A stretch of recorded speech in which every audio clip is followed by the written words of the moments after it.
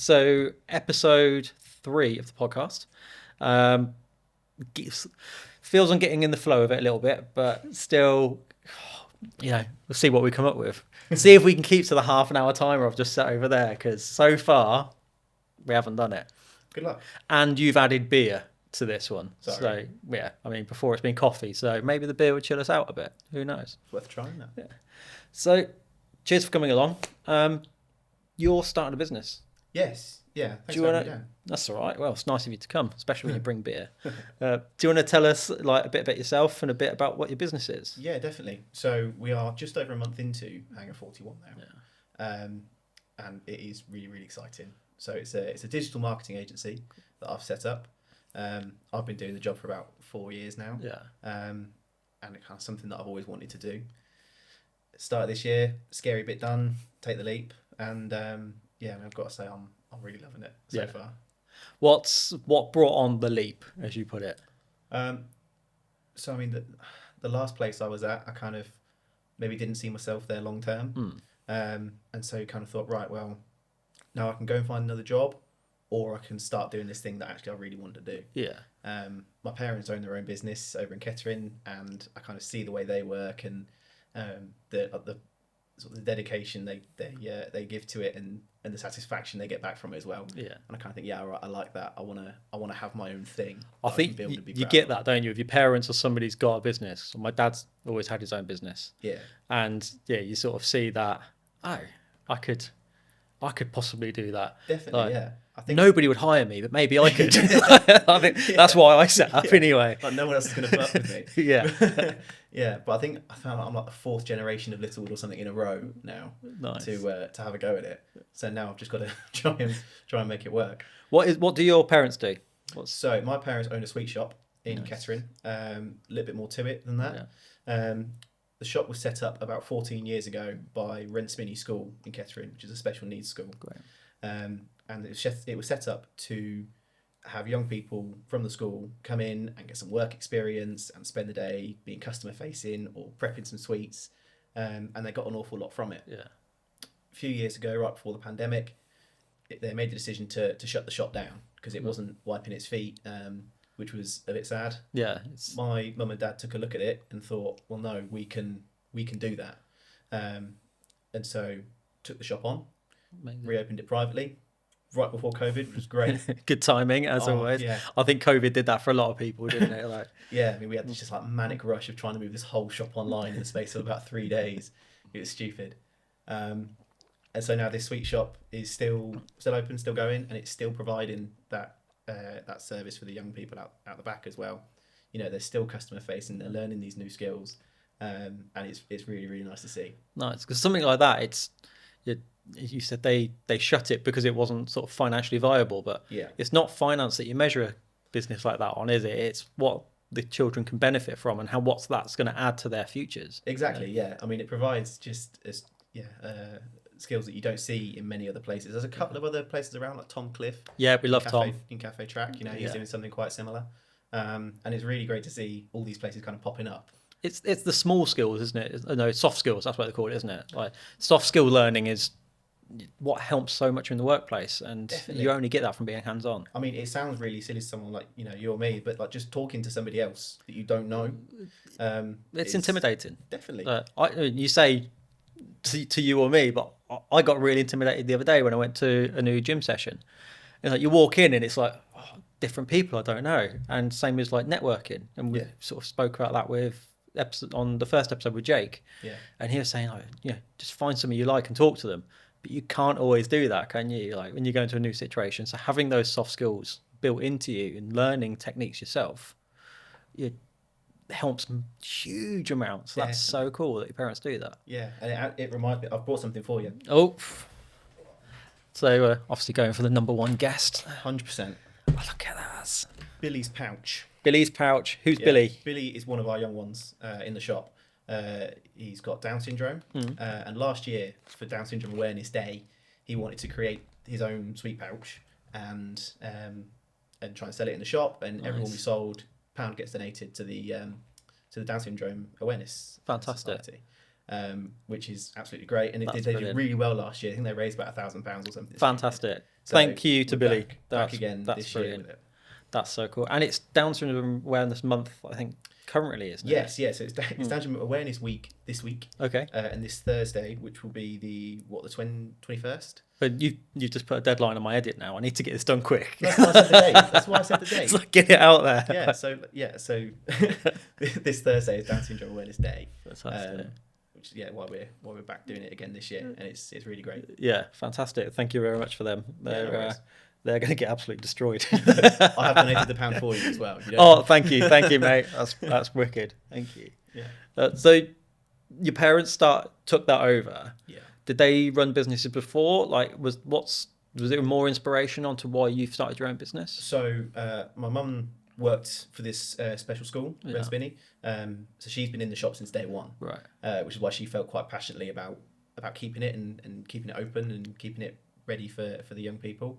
My dad comes from an entirely different background. He's always been IT and sort of IoT more recently. But he's got that business brain. Yeah. That you can look at it and think, right, no, actually, we can make this work. You're operating it privately. You are going to need it to make some money. Yeah. So he's been, I'd say, working tirelessly kind of behind the scenes to make sure everything's wiping its feet, staying afloat.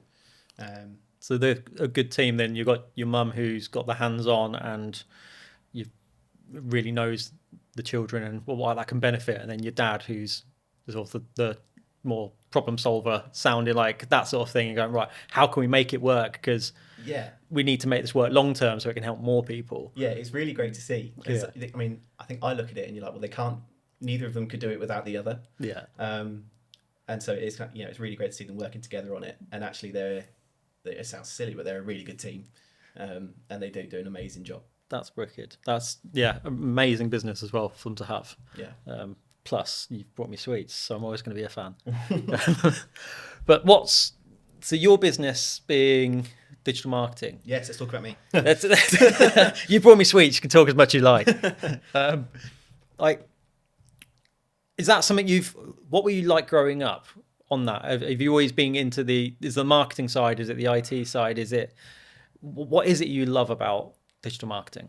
So, I mean, I've always been kind of techie. Yeah. I mean, I like cool tech. I'm not necessarily kind of a gadget. Like the gadget. Yeah, I love a gadget. And I've got a VR headset and sort of all these other different kind of things that are really cool.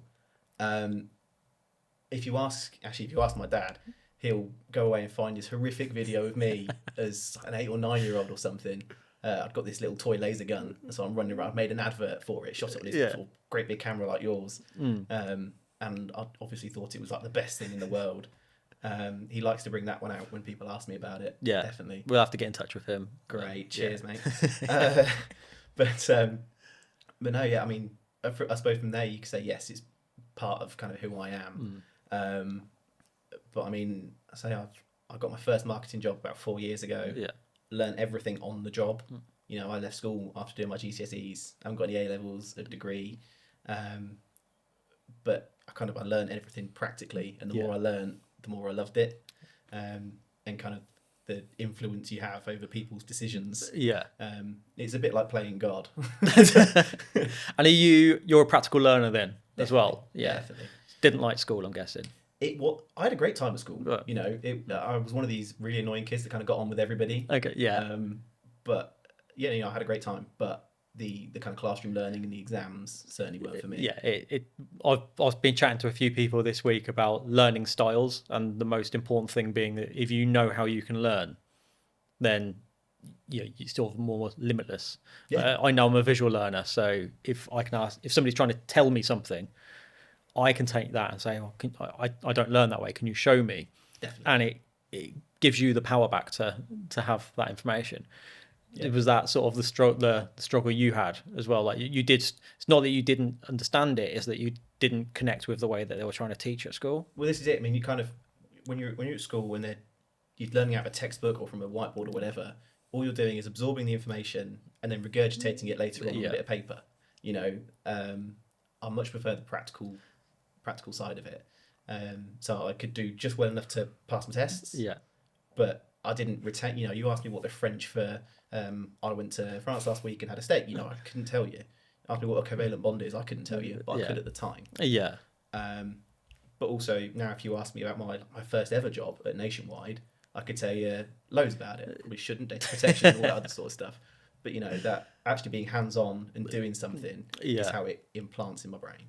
And is that how you're finding starting the business? Is you really sort of seeing each issue as it pops up? Not an issue, because they're fun, aren't they? Issue is always a negative word, sounds it. I cling on to words a bit. My last manager, Barry at Seabut, he used to say, instead of issue, it was an opportunity to excel. There we go. So you found a lot of opportunities to excel Many. at the moment. Yeah. I've been surprised by how much I don't know. Yeah. And as different people have come to me asking for this or that, and have you considered this, and have you thought about that? Have you done this? I didn't know that was a thing. Okay, that's fine. Let's do it. There's definitely once you have enough information about an industry to know how little of it you know, it opens your eyes a lot. Yeah. I think a lot of beginners think they know a lot because they don't see the broad spectrum of what it could be. Yeah. But as soon as you start your own business, and it's like, there's plenty of opportunities. There's different customers. There's such a wide range of who you could work for in different skill sets and different strategies as well. Definitely. That you sort of go, actually, where am I heading? And having those targets, like you said, you could pass a test at school, probably because that's the visual thing. You go, right, that's the goal, pass the test. Yeah. So if you can put in those stepping stones for building the business, then that's sort of what you're doing a lot of at the moment, isn't it? Is meeting people and finding out what the stepping stones you want to put in there are. Definitely, yeah. I'm quite lucky in as much as I find it quite easy to meet new people, connect with them, and find something in common. Yeah. Which is, I think, why I've always done okay at marketing, kind of salesy jobs, and so that's definitely helping. Yeah. Right now, being able to say, just go up to somebody, and go, right, what is it that you do? And have you done this? And trying to find something that maybe I could jump in and help them out with. Yeah. Or actually, even if it's not something that I can do, going, actually, I know somebody that does that. Yeah. Let's go and get you talking so we can help you out. It's the advantage of the network, isn't it? Like, just who you know, networking events, LinkedIn, all these things that's what I've sort of been working on mostly this year is rebuilding my network. Yeah. You know people, people move on and all stuff like that. And it's like, well, actually, it's the people I enjoy. Yeah. And that's probably why most of us start businesses, because we want to connect with other people that aren't just maybe in our office or that sort of thing. We want to reach out and connect with different people. Yeah, definitely. I say so. Having a network of people that are good at what they do is really important to me, actually. I'm very realistic in what I'm good at and what I'm not. Yeah. Social media marketing is kind of what I'm trained to do. It's what I've been doing for 4 years. It's what I'm good at. But actually, Hangar 41 offers a whole lot more than that. You sort of go web design, video. What? Get out. Graphic design, pay-per-click campaigns, SEO optimization, all of that sort of stuff that I could do if I wanted to, but it's not going to be great. And that's what I've got my network of people for. But there's also different needs for different clients and for different budgets and goals. Like, I've spoke before about people starting doing video or doing photography for their business on their phone, because it's a starting point. It's that first stepping stone. You're not going to go out and shoot the biggest ad campaign, but you can find out what your customers connect with. So doing bits like that yourself, like, I'm not the best at certain areas of photography. That's why we have people who are hyper specialized. Mm-hmm. Like, Annie Leibovitz, one of the best portrait photographers in the world. She's incredible at what she does and her lighting and all that sort of stuff. And all these other people that can really connect with somebody in such a short amount of time and get an amazing portrait, or really technical photographer. What I'm good at is strategy and a bit of everything. Yeah. Like, I'm good and all-rounder, but the strategy of how we're going to use it. But that's what businesses need now, is somebody who can get them 90% of the way there. And then once they've reached that limit, then they can hire in the person who does the 10%. Yeah. And that's what sort of networking and that's what marketing is now, is getting people as far as you can get them, and that's sort of Definitely. I mean, your role as the head of the marketing, isn't it? yeah. So what I've always found is, if your marketing can add value to the reader, somebody that's maybe looking at my Hangar 41 socials, going, right, well, what's he got to kind of say? Yeah. I've done a piece about email marketing, and I've linked it to a blog on my website or whatever it might be. I haven't done that yet. Whatever it might be, if you can add enough value that they can take it away and go and try it themselves and get a good idea and maybe get started on it themselves, then actually, if they do need you at all, it's a really quick phone call. Ben, I need some help with this. Is there any chance you could have a look at it? Of course I can. No worries. And actually, you're right. It's 90% done. You just need my knowledge on the 10% to finish it off, and out it goes. Nice and easy. Like most people, they'll be able to write a nice blog post or something like that, but they might do it in too much of a technical speak because they know the industry and that technical speak is easy for them. So sometimes it's handy to have somebody who sits out on the outskirts of a business who can say, this is really interesting, really good, but let's make these little changes and we can get some more people by doing this as well. Definitely. And like that's what Hangar 41's doing, isn't it? That's the goal. Yeah, 100%. I mean, my first marketing job, it was in IoT, Internet of Things, and CCTV. Okay. And I was working with developers who have their own language, right? And nobody else is allowed to know it unless you're a developer. And so they'd write different bits and bobs, and especially when they're creating this kind of system that we were trying to sell, they'd go, what do you think of that? Well, that makes no sense to me whatsoever. You know what it says, what it does, but I'm not, as I say, I'm not a developer. I'm not a techie kind of guy, despite what I said earlier. You're a gadgets guy, That's not it. techie. That's it, yeah. But, and so because I'm not a techie guy, well, I don't know. Yeah. That needs to be changed because that's never going to, no, people aren't going to like that. Yeah. So it's interesting, actually. And that's a really kind of interesting point about having people that don't know what you're talking about look at what you're doing. Yes. Because if nothing else, it makes you explain it to them in a way they understand. Yes, almost explain it like you're talking to a 5-year-old and everybody can understand it. Yeah. And then up it again a little bit. And that's what I really like about sort of the neurodiverse thinking that I try to bring to brands, is that if you can just acknowledge and think about something, you can make a decision of blue LEDs, even though I've got blue lights behind me. They mess with my eyes because when you do your dyslexia test, they give you blue like plastic to go over sheets of paper, and they give you orange ones because it helps some people read with it being blue, some being orange. For me, blue throws me off. Okay. So different websites, it's like some are really hard to read, and if you can add in all those little sections and little bits to help build out your client base, so design something simple and then add to it with information and make it accessible, and you've just made such a bigger audience for your content. Definitely. For what is tiny little changes here and there, and I love that stuff. Like you know what I'm like when I get going on something. How much time? Not long. And yeah, it's like that's what I like about small businesses, is that you're going straight to the people who are involved in it. Yeah. They are the experts and they're asking you for information. You're not talking to somebody who talks to somebody who talks to somebody. And having that hands-on experience as well is so rewarding at the end of the day. Yeah, 100%. But Hangar 41, yes. You told me where the name came from. Yes. I love that story. Thank you. The name is a sort of a tribute, if you like, to my grandfather. We lost him start of 2023. Yeah. Very sort of sad. He lived at number 41 on his street. He was a complete aviation nut. He worked with aircraft. He made models of them. He had paintings of, you name it, he built it kind of thing.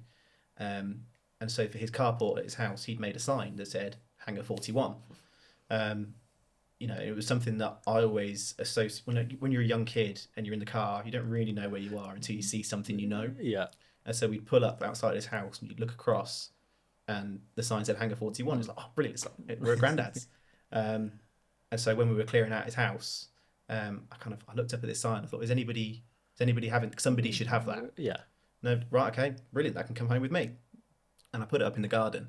And then at sort of end of last year, I was sat out there thinking, right, we're gonna start this business. This is kind of what it's gonna do. It's all sounding great, but I haven't got a name for it. What the hell am I gonna call this thing? And it was like a proper sign, from the universe. Hangar 41. So actually, yeah, that'll do. That sounds great. Yeah, I think that's such a cool legacy to have, like, because Made my mum cry. yeah, oh, bless her. Like the fact that your granddad had a passion for something and he had the sign, and now you've got a passion for something and you're using the same name, and that transition of grandparent through, and then your business is going to provide for your family in the future, and he's helped in that in some way. Like little things like that are, it's amazing when there's a little connection. Like when you have your Steve Jobs style book. Oh yeah. And they have like the photo outside the like the garage where they started Apple. Yeah. Like your one would be like the story in that sign. Like, that's definitely such a nice thing to have. Yeah. I it sounds really weird, but I sometimes forget about that. And then I kind of I see that's another thing. Sorry. It's a bag of tricks, mate. Yeah. I bought you some Hangar 41 stuff. Hangar 41, some good branding. Thank you very much. Nice. I look down at my notebook and I see Hangar 41 written on it. And I'm just like, yeah, I love it. It's so good. Yeah, it's that pride you get. Yeah, definitely. What is it you would say makes Hangar 41 special? Like, I think every business has something that sets them apart and makes them special. What is yours? Definitely. So I'm going to go back to the shop again for a bit. Because I looked at what they were doing for their social media, and I looked at what that was doing for their online sales, and you're like, well, every time you do a post, you get a spike in your sales and you get another one. Why aren't you doing more? We don't have the time, we don't have the content, all these different reasons. And you're like, right, okay, have you thought about outsourcing it?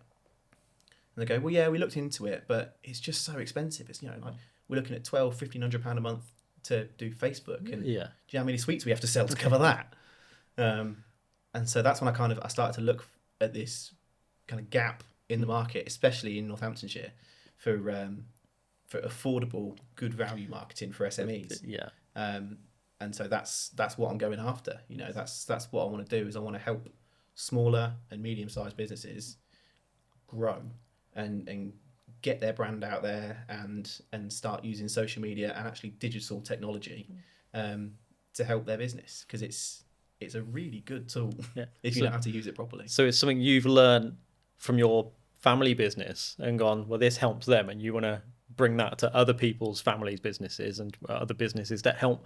At the end of the day, it's always a family at the end of any business. Yeah. Like whoever works there has got a family, and the more we can help companies like that, the more it helps the community. And 100%. And it because it's so you can see right. A Facebook post went up here, and a sales spike happened here. It's that easy to kind of correlate. It's like, just you need to be doing more. Yeah. And is that the thing that you found sort of most beneficial at the moment for that sort of market? Is it Facebook? Like, what's the difference between Facebook, Instagram, LinkedIn, and all the different social medias that you found? The people that are on them. Yeah. So if you've got a good idea of who your target customer is, then that drives a lot of your social media decisions. Yeah. So if you're looking at B2B, like I am, you might focus primarily on LinkedIn. Yeah. But actually, I'm looking at smaller businesses who maybe haven't got to LinkedIn yet. So I'm on Facebook as well. Okay.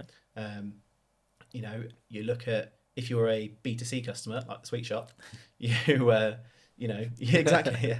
You're definitely looking more at Facebook. Yeah. And maybe Instagram as well, because you're starting to see some people come through into Instagram. Okay.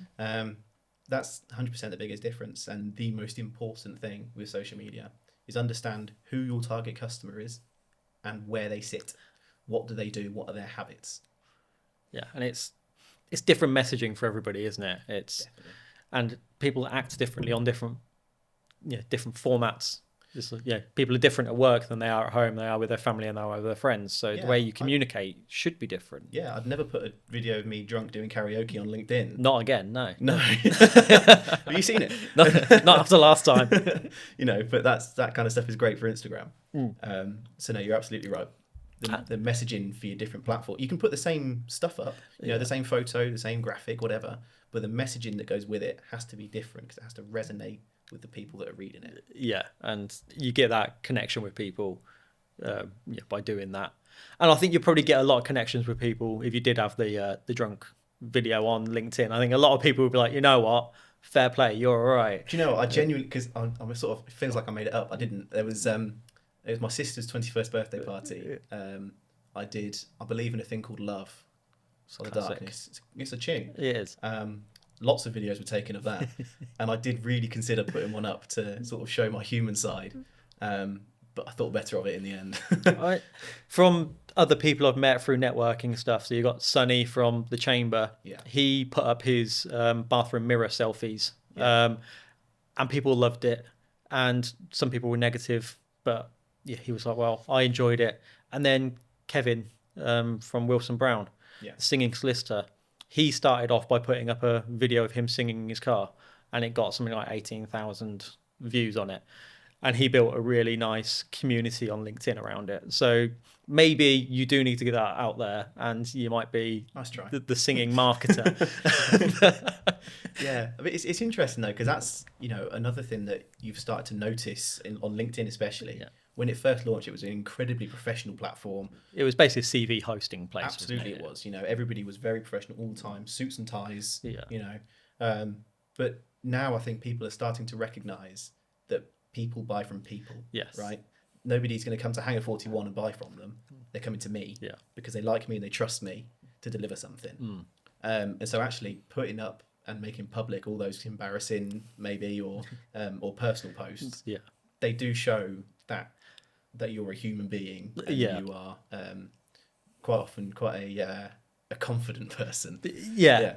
And I think that's sort of the way that media in general is going as well. Like, as you said, that LinkedIn started very professional and now has got a lot more relaxed. I think a lot more businesses are going more relaxed because of the people buy from people thing. Yeah, definitely. I think that's also the reason that things like podcasts are really taking off. And that's why I wanted to start one, is to have the conversations where if you write a blog post, you can go back to it and change it. Yeah. What you talk about, you can't put on a persona for what will probably end up being another hour podcast. Looking at a timer, like, you can't fake it for that long. So people get to know the actual real human behind it and go, actually, they're a human too. I can talk to them. They're not just a business. They're not a brand. That I can sit there and I can discuss the issues we've got, what we want to do and our goals for our business, and they're going to be human as well, and we can work together on that. Definitely. I mean, I've been working in marketing and sales for 4 years now. I've never sold anything online or on the phone. You use, and even social media actually, is not used for selling. No, it's used for starting a conversation. It might go to your website, it might go to a calendar type thing to book a meeting, but all you're using your marketing for is to start a conversation with somebody. Because it's so much better to sort of come in, sit down, sit across the table from somebody and just chat about what you both do, maybe how it kind of fits together, but get to know them a bit more as well. And what you were saying earlier, that you can recommend other businesses and other solutions for people like, definitely. Just through networking and stuff. I know some fantastic electricians and different trades, and I'm not in trades, but some of my clients, they are, and sometimes they need a building site for a photo shoot or something, so I can outreach to people, and we build connections there. And all of that comes from just meeting people, not looking at them going, you're a business, okay, right, I don't need a builder, ignore them. It's, I don't need an electrician. I probably will do at some point in the amount of lights in here, but I can look at, I can chat to them and be like, okay, so what is it you do? Okay, fantastic. Well, our business doing well. Humans, family, connection, community is the thing that links us all together. Absolutely. And like the social media side everybody forgot about the social for so long, and they concentrated just on media and having to do the content, the way that everyone else is doing it. It's like, no, it's social. It's the comments and it's the chatting. That's the main thing. The content is there to start a conversation and say, this is the type of person I am. If you want a bit of banter on the comment, feel free. Or if you're a brand, a lot of the time they're very much more clean cut, and they're any banterous comments they delete. But well, yeah, you say that, but I mean, you look at like one of my favourite ones to follow. I see them all the time on LinkedIn. Is BrewDog. yeah, They've got such a great brand, and really good beer as well.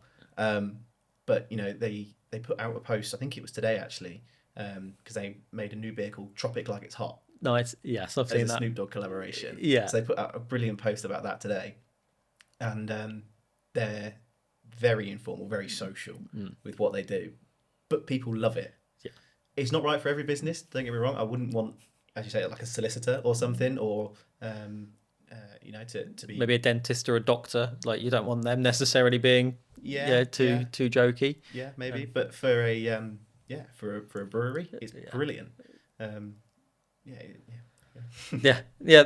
that's sort of the thing with marketing. Like you said, you've been in the industry for 4 years. Yeah. And it's completely different since those 4 years, because traditional sort of marketing techniques were, this is what we do, this is how we communicate, this is our brand guidelines, this is this. And now there's so many brands that are just like, you're a cool person, like, do what you do. And that's where brands like Lidl and Ryanair, who we've mentioned before on the podcast, all these ones that you see on, where they used to be big on Twitter before it got ruined, they would have a quick, witty reply. Yeah. And it wasn't like necessarily a strategy of like, we do this. It was just somebody with a small business started doing it. It worked. Big businesses do it. Then they would occasionally go viral. Yeah. Just because they had the right person doing the job. I did. I saw a job advert for a digital marketer with Riot Squad. They make like little vape juices. Okay. And it's kind of like a BrewDoggy type brand. Yeah. And the job description was essentially, are you really funny? Do you like a laugh? Let's come and have a chat. That's exactly the kind of personality they want, which is really great, because what it's doing is it's enticing younger people into the industry. Yeah. I'm not going to sit here and tell you that people haven't judged me because I'm so young. Yeah. You kind of grow to expect that. But by having more and more younger people coming into it and just having fun and seeing what a good laugh it can be, is really, really good to see. Yeah, and I think it is very strange when people judge you on your age in a business, because it's all about skill set. It's about results. Yeah. And being able to like connect and communicate with people. Like, just because you're older and been around longer doesn't mean that you know more about anything. Like, I'm older than a lot of people, and you would not want me to be the mechanic on your car. There's where I work, where the studio is, we've got a fantastic mechanic just around the corner, and he's younger than me, but he does brilliant stuff, because that's where his interest is. If you're interested in something, you'll learn about it, and you'll do it well, and you can take that skill set on. And it's mad that people still put ages as a negative. It's really interesting. I was speaking to somebody, actually they've 21, I think, and they've got their own marketing agency as well. They've been going a bit longer than I have, about a year, and we were sort of just having a chat and seeing if there is any sort of collaboration out there, or how we could potentially work together. And I made an off the cuff comment about people disparaging you because you're only 21, 22, whatever it is, and the look in this guy's face, and just went, mate, yes, exactly. Oh, it's so annoying. So that was really kind of nice to know it's not just me. Yeah. But then on that, there's so many brands that oversee the fact that 21 to 35 is probably the people who have got the most disposable income. So why not hire somebody who's in that bracket, because they know what people are looking for? It's also your future customers. It is. Yeah. So there's definite pros to having somebody younger. Yeah. And why not? Like, help somebody start a business, help somebody when they're young to get going, because if you think they're good now, what are they going to be like in 2 years? Yeah. It's and actually, I was in a meeting earlier today, and I was talking to this guy about starting people off in careers. It's like one of the problem is everybody wants you to have X amount of experience or X qualifications, whatever it might be. Nobody is prepared. Nobody is willing to give you that initial shot. No. You know, I was quite lucky. I sort of blagged my way into my first job and then learned how to do it afterwards. But not everybody is going to do that. You know, I know people that are going to university to study digital marketing. Yeah. And you know, a few of them have come to me going, "Oh, what does this mean? What's that?" Well, I don't know. Yeah, like you know, they're learning things I haven't heard of. Yeah. But also when they're coming to me and going, "Oh, does this look right?" It's like, no, absolutely not. No, you want to forget everything they've taught you, right? unless the thing that you're looking at in that textbook is already 3 years out of date. Exactly. Because that's when it was, because it was printed and it had to go through so many checks and this and that. Yeah, it will never be finished. Yeah. Your marketing will never be finished. No. Which I think is another reason I love it. You know, it's never going to be right. This is it. This works. This is perfect. Now cut and paste here. Yeah. It's already broken. Yeah. By the time you've hit copy, it's broken.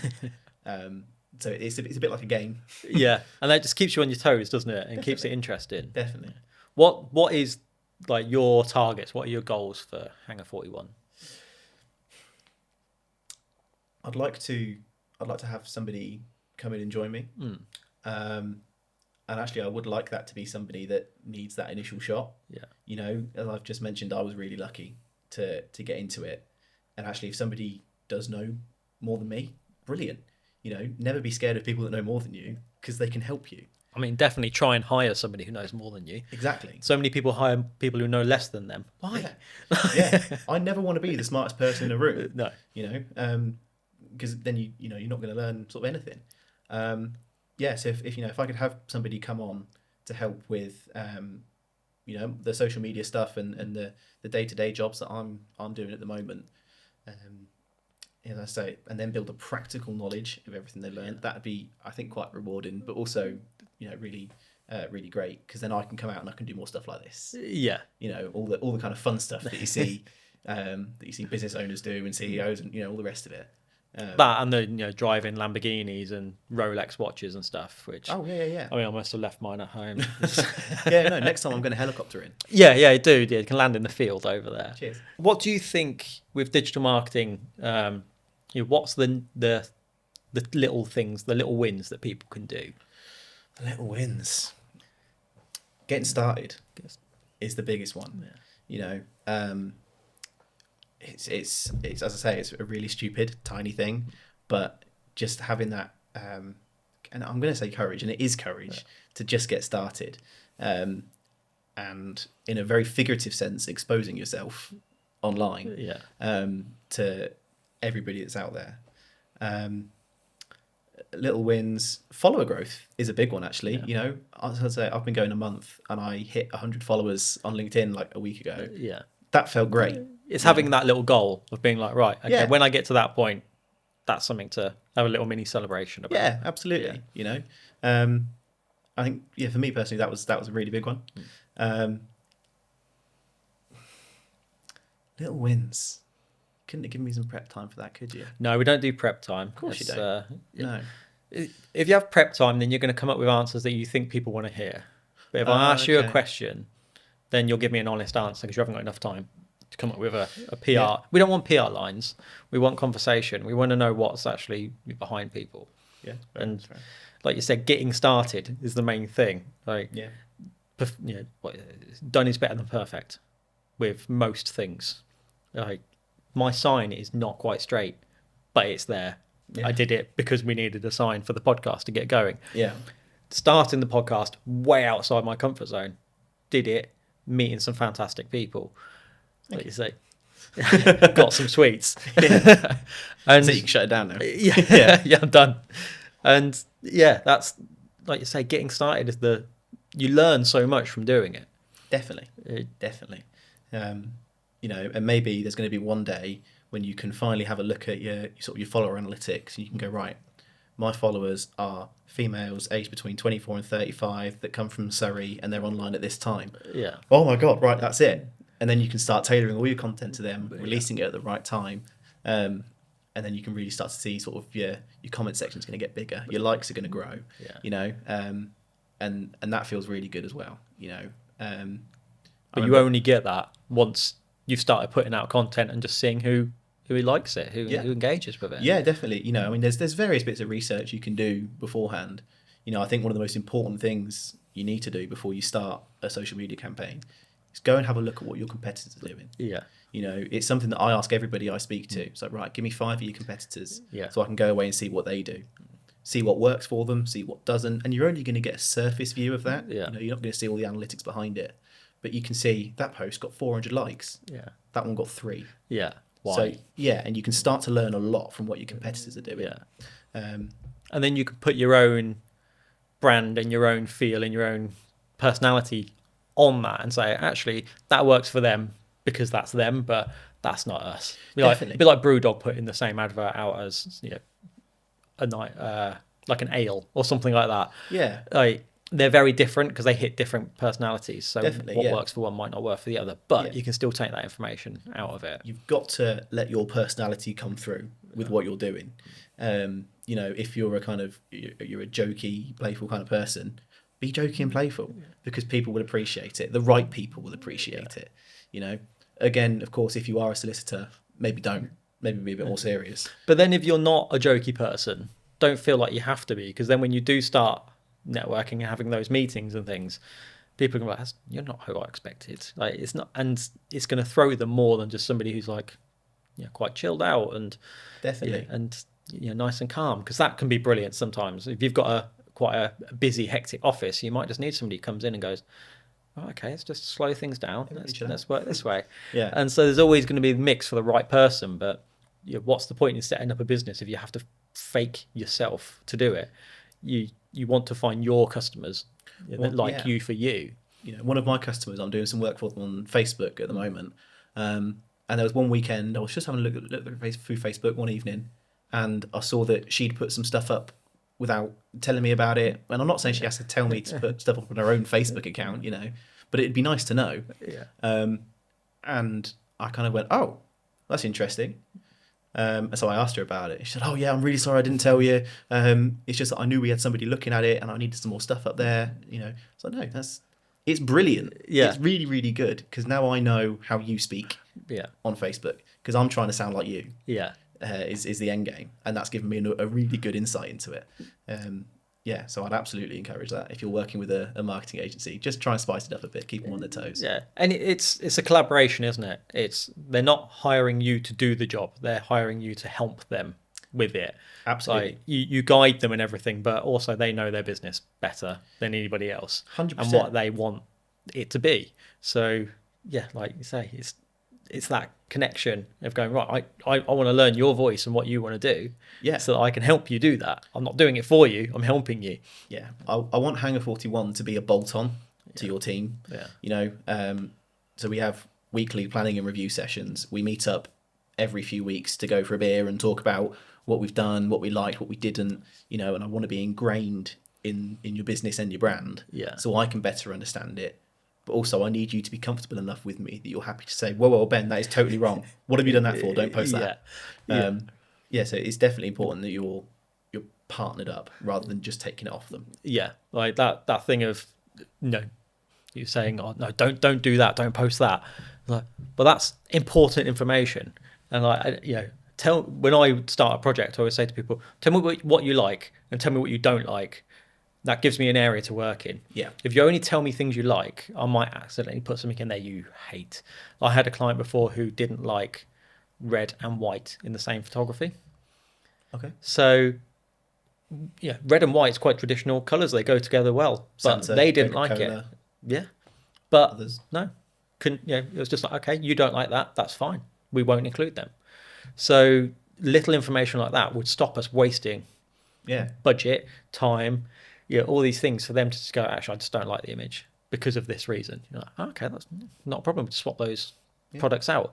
And information is the key for helping businesses grow, and having that clear communication between each other and be like, well, where are we going next? What's the step? What's the goal? Yeah, it's always we. Yeah, always. It always is. I think we're definitely getting close to our deadline again. I think there's loads more we could possibly cover. I think it would be really good just to have a little couple of quick tips for people to, where they are just starting out doing their, you said get started. Just get started posting. Just get started. What are some little ones that you, when you start working with a client, maybe just say, right, let's start off with these first 3 posts for somebody starting social media? Yeah, absolutely. I'm going to say it again. The biggest one by far is look at what your competitors are doing. Yeah. Find out who your top 5 are. Go and have a look and make a list of what works well, what doesn't, what you like, and what you don't. I'm not saying you have to copy them. In fact, definitely don't copy them. But it's going to give you a really good starting point for some of your content. And actually, as another little freebie kind of thing, AI is really, really cool. ChatGPT is by no means perfect, but it gives you some really good building blocks. Yeah. You know, and it's all in what you tell it as well. So if you say, pretend you are a marketing agency, suggest 10 LinkedIn posts that will resonate with the reader, engage and drive discussion. Go. It will give you 10. Yeah. And you go, okay, yes, no, brilliant. Expand on idea number 6. Yeah. And it'll expand it. And you go, brilliant. So you can take that, don't post it, but take it. And then say, actually, based on idea number 6, suggest a graphic to go with it. And it'll tell you what would work really well. Yeah. And I go, no, I don't like that. Tell me another. Brilliant. Now go away and make that. Yeah. Canva is a great tool as well if you're just starting out as a free design tool. It's a bit limited as a free version, but it's really, really great. Then please make sure you rewrite what ChatGPT has given you, because it'll be all Americanized and not robotic. in your language. Exactly. Yeah. So make sure that you tailor it to fit you. But actually, as a little stepping stone, if you're just stuck for ideas, you can't think of anything, definitely give it a go. Like it can almost give you some bullet points to write to and be like, well, reword this. Yeah, if you agree with this, reword it. Yeah. Like I used to do with people's essays at school. I was terrible at writing them. And then you could take that forward, and then you can just a nice start to marketing your business online. For SMEs before they can get there, they can show it works, they can grow, and then they can come to you guys when they got the budget to it because their business has grown, which is all we want at the end of the day, is for other businesses to grow. Definitely. In a perfect world, somebody would come to me with a problem. We'd spend a year, 2 years kind of working together, making sure they've got everything they needed. And then they'd go because they wouldn't need me anymore. Because we've built up everything they need to do it themselves. Yeah. That's perfect for me. I love it. Fantastic. So hopefully we'll see that. Maybe next year we need to do another catch up. Great. We can find out where your business is that you're working with now as you're just starting, where they get to, where you are, the growth of Hangar 41, and where that sign that your granddad made, where that can sit. I'll bring it with. Yeah, bring it in. You brought everything else in, so you may as well. And then, we'll have a catch up then. But until then, I'll probably see you at a lot more networking events. I should think so. And anyone else that's watching, where can they follow you? Where can they meet you? You can follow me on LinkedIn, Facebook, Instagram. You could come to my mother's house. You could the sweets there. So come to the sweet shop. Come to the shop in Kettering. Definitely go to the shop in Kettering and get a Billy's pouch, because that's such a good, good rewarding place to build. Definitely, they always know where to find me. Yeah. But drop me a message, give me a call, whatever, and I'll come find you. I'm always up for a chat. Definitely. That's the nice thing, isn't it? Like having a chat. Like we're good at it, probably getting too good at it. So we'll cut it short here, and then have a catch up again in a little while once see where the business has gone, because I think it's really exciting times. I love it. Thank you, mate. Nice one. Cheers, mate. Cheers. Thanks for the beer. No worries. Nice one.